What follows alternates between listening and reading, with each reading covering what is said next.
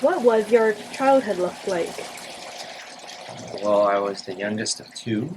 I grew up in Northern California, and I was raised by my parents. My dad was a winemaker in Northern California, and so I spent a lot of time in the winery. As a result, I had a lot of vineyard analogies throughout my life because of that.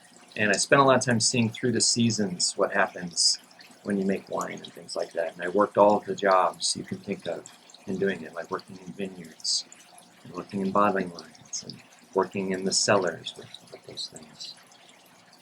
I didn't really have grandparents. My family was spread all over, and I had some uncles and things nearby, but my grandparents, one side were alcoholics.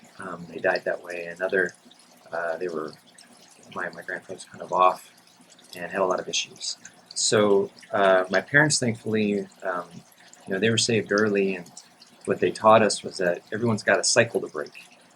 And so for us, they made sure that our focus was on how to abide in Christ. I was blessed with something called campus life a lot, and a lot of youth groups. So all my churches, I was very involved in those. For those of you who haven't dealt with youth groups before, you often get intentional but flawed people who sometimes do the right thing, oftentimes don't. Maybe they make their own mistakes, just like the rest of us, just like disciples did. And I was raised with that. So it was really nice to have that kind of upbringing without any real trauma. That was it. That was how I was growing. How did you become aware of Christianity? So my parents came up during the Jesus movement in the 1960s in Northern California. Um, so if you're not aware of that, that was a pretty big movement. And so I was raised in that system without being pushed into it. All the crazy things you can think of in Christianity I've seen and witnessed because of my parents. We went through that. Convents, you name it. My parents made a covenant early on with God because they didn't have parents of their own to teach them how to live. So they made a covenant for their children and their grandchildren on having a relationship with God, and there were rules about that. And so I was raised in that. I chose to be baptized when I was 12. So that was about 36 years ago. And my dad baptized me. He didn't push it upon me. It was my choice. Just like it was also my sister's choice.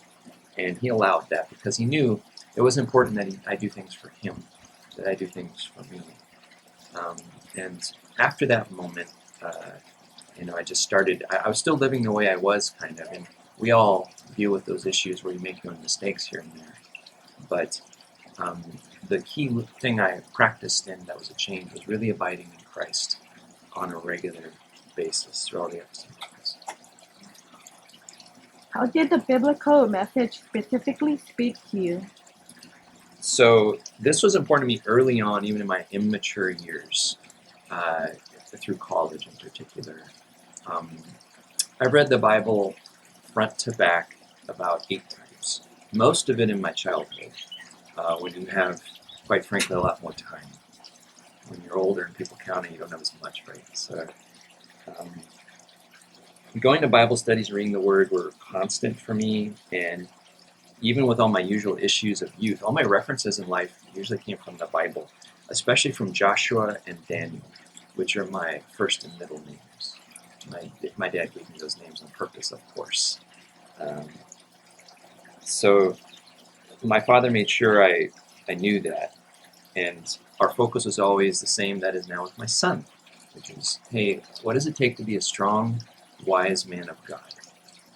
There wasn't much else to it, or more specific. It was just that. So I was kind of given that alongside. Also, I was fortunate enough to have campus life in my life. That was a big part of my upbringing. And everything was with the context. And when you're young, everything's boring. Everything is boring when you're young. The idea was learning that as you're going along, having fun stuff while you're bored, or that you're able to learn to abide and move on through the good and the bad. How did the biblical message penetrate your inner self? So the main things from my inner self, just like a lot of people, it's from a fabric of experiences, major events, but also the Word. Part of abiding means you read the Word. And I believe that's not unusual to think that. The word, why people say to read it and seek to understand it, it gives you a baseline, a baseline. Here's where I'm going to go. And if that's your baseline, then whatever comes at you, well, you're ready to receive it. Especially with problems. And, I have not been sheltered from problems, even though I had a good childhood. I've had a lot of trauma in our lives. But what God gave me was the ability to wake up the next morning and start over. That's what God's given me. I didn't just get that on my own. So when I was 12, that all started there, and that was really nice for me. It was the most profitable decision, I'd say, that I've ever made. There's a lot of things you do for profit, not just money, it's for growth. I'd say out of all my decisions in life, that was the most profitable thing. How has your life changed? It's hard to give context when you start so young, but from college especially, I think my life changed because I focused on fellowship, keeping to the word, having a good prayer life. Those things were important to me. And that's going on with me wherever I am in life, whether I'm at church, I'm at work, I'm with friends, I'm at home. Those are three constants. And certain actions become behavior, become personality, become character. When you're doing your own thing, that pattern, it affects you however it's going to affect you. But when you follow trying to have fellowship and read the word and have a prayer life, it affects you positively 100% of the time. So for me, a lot of Christians have the same character traits that I do because I held to those. Like genuine love is one of them. Having genuine love for others. Holding fast to what is good. Loving one another, which doesn't mean you really love them, especially when it's tough. That's a hard one. Competing with each other and showing honor is a big one that you don't just get by doing your own thing.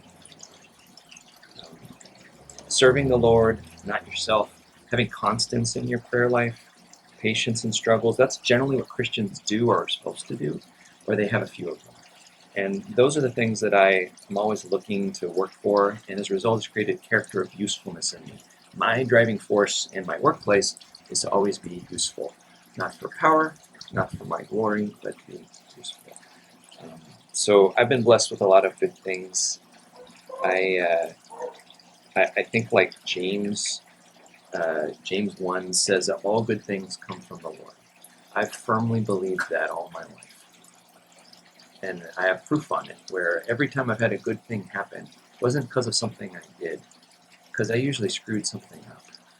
But I did something good anyway. And I know it's not for me. So that's been nice. And so I feel blessed as a result by living here. I've lived in Hawaii off and on for about 20 years. I never thought, ever, that I would get to live here. I never thought I'd marry someone from here, or have my own children, or be able to surf as much as I do, or to go to Japan or other places in the Pacific as much as I do. So I've been very blessed as a result, I feel. Not everybody has that. I mean, not everyone's going to go to Japan over 100 times. I've been there over 100 times. That's an awful lot. But, for a kid from a small town, and I had never been anywhere when I was in a small town, to suddenly, I didn't know what was going to happen, what was possible or probable. But I followed those rules on having a heart for God, focusing on humility. All those things came along, I think. Not necessarily that it has to happen that way, though. God could have kept me in my small town, too. And that would have been fine. It's whatever He wants and the outcome for my life. But as a result of whatever path He's had me on, I've been given a lot of good things. Did your Christian life go well after that? No. Of course not. That's part of the deal. Anyone who's selling you your life's perfect after you become a Christian, that's not the way it works. So it's been 36 years. I had a really good childhood. I just described for you I had all these good things. It comes with the bad, too. So I wouldn't say that my life's been all good. Um, I would say that instead I've had a lot of difficult experiences with loss and failure. And my son's tire, which I helped him fix, he was driving it yesterday and it just came off as he was driving and rolled down the highway. And he didn't die yesterday. So I felt horrible about it. Now we're fixing it. God spared him. Someone was there immediately to help him. So we're okay. So that's the point. Is things like that happen all the time. And this morning I was able to get up and start over because I've been trying to abide in the Word and abide in Him and let Him work on that. Do I still beat myself up? Constantly. But I think I've known no other way, I guess you could say, to my adult life. So that's been nice to have that in my walk. Looking back on those days, is there a biblical message that stands out to you everyday life, even now? So one of the big stories I always paid attention to, again, I've read the Bible a lot, so even Leviticus. So once you read Leviticus, then you'll know what I mean. It's tough. Even Job's tough to read the whole thing. David's easy. David's complex. I read about David a lot, and I still do.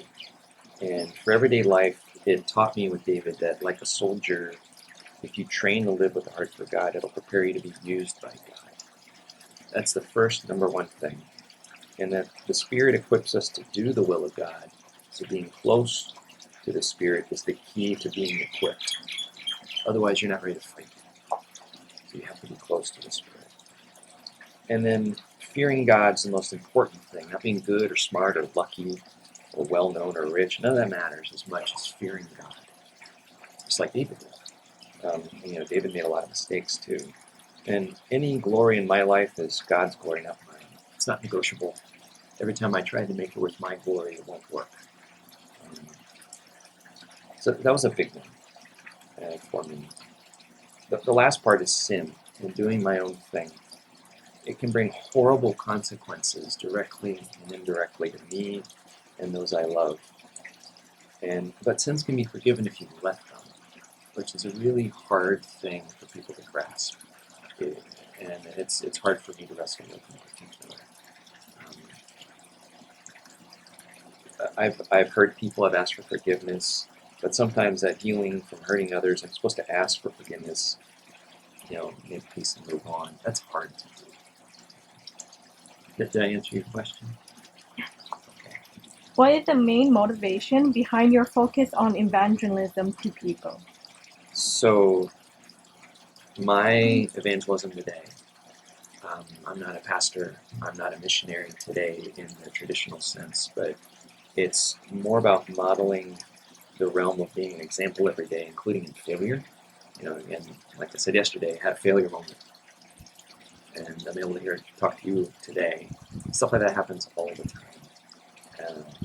In my workplace, I'm consistently that guy that gives prayer at every little and big gathering, whether it's just a luncheon or it's in front of a couple thousand people. I'm usually the invocator, is what they call me. And I make sure to give it meaning, not just pass by. And people know it. So God puts people in your path to counsel and encourage every day, all of us. And so that's where my evangelism has been, especially in the workplace with so much grinding me down. It's always going to happen where there's a time, and no more than today, that things are going to grind people around you down. And so being that light with them, I think is where my evangelism is. Which Bible equates? Quotes. Quotes? Yeah, quote. Oh, okay, my bad. One more time. Okay. Go ahead. Which Bible quotes do you think everyone knows universally? So Philippians 4:13, I can do all things through Christ who strengthens me. John 3:16, the football quote, of course. or sporting events. For God so loved the world, he sent his only Son. Whoever follows, believes in him should not perish but have everlasting life. And then Proverbs 3:5. Trust in the Lord with all your heart and lean not on your own understanding. There's a lot of them. Whether people really know it or not, that's different than if they're seeing it and practicing it in life, I think. Those are some. Don't you think that God's footprints can be found in this country, USA? Where can you find, for example? This is a very interesting question. And, of course, God's footprints can be found throughout the globe. It doesn't matter where you are today. God's footprints are there because it's His, right? If you believe in intelligent design, you see the works of God. Surfers see it all the time. So it's an obvious one for us. Or if you go hiking in the mountains, my son likes to hike. And you see it in the mountains or in the sky. So as a country, the U.S. has God's footprint all over it, regardless of what we're doing every day. Last comment including your future plan. So my future plans, I'm a planner by nature, so I think big picture. I intend to do certain things, help certain ways, while knowing that the Lord determines my steps, not me. So that's the key for all of us, right? The Lord determines my steps, not me. Every time I try to plan my steps, whack. So I'm just trying to, as long as I let Him do His thing, everything works out fine. I'm old enough to know I have no clue what the next few days or years will bring. There'll probably be calamity in it, and I just have to be ready to receive it and how to handle that. So my future right now is readiness. That's my future. Being ready for whatever comes next. We always talk about, you'll often hear Christians talk about, hey, the end is near. And a lot of people take that as fear in a bad way. My way is more like, okay, that's a call to readiness. So that way, if I'm ready in the basic sense, ready to go, I lived my day as best as I could, then it makes that part easier to handle. For now, my focus is on my wife and my son, my wife Ann and my son Micah. I spend a lot of time on them. Our son's growing up far faster than I did. He's an old soul too. So the kinds of things that he struggles with are different than me. I'm trying to give both of them the same counsel I received when I was growing up, because they both have had different upbringings. My son decided to get saved when he was 8, however, even earlier than me. So he's had a lot of challenges and successes after, just like I did. He's had more of them in a tighter span of time. So having that close counsel has been really key. He called me right now, in fact. So that's what my plans are for the future. What is your all-time favorite biblical message on? So for a biblical message, Jesus is the easiest one. So the idea is that, there's a payment for when we do bad stuff. No matter what, that's just nature. There's payment. And the idea that I'm imperfect, but that He's willing to cover me, just little old me, that's the biggest message. And that was now. That was one of those good news you guys. I see when you have